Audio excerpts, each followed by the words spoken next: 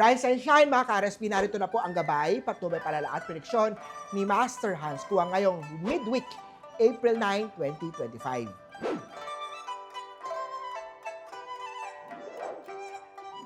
Para sa mga pinanganak ng Year of the Rat, ang pagiging organized ay magpapadali sa trabaho. Maglagay ng money tree sa business or sa bahay.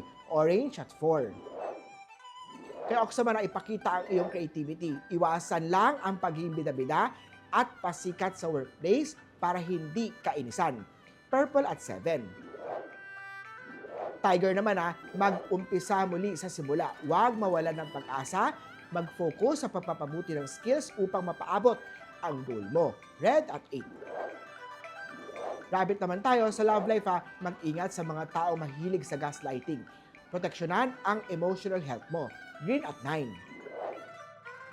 Dragon naman, iwasan ang pagiging seloso. Magtiwala kay partner. Pink at 1. Kay Snake naman, magandang araw to para mag-aralan ang bagong opportunity. Yellow at 5. Ito naman, kay Year of the Horsey, mag-ingat sa love triangle. Siguraduhin malinaw ang commitment bago magpatuloy. Orange at 4. Kay Goat naman, iwasan ang utang. Maglaan ng emergency funds upang hindi magipit. Purple at 7. Kay Monkey, pahalagahan ang oras na kasama ang iyong pamilya. Self-love ay nagsisimula sa bahay. Red at 2. Kay Rooster naman tayo, ang red flag ay isa sa relasyon hindi dapat binabaliwala.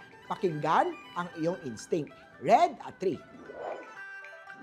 Kay Dog naman, ang open communication ang magpapalakas sa inyong relasyon. Ipahayag ang nararamdaman. Blue at 6. Kay Pig naman, mag-ingat sa mga taong nagbibigay ng mixed signal.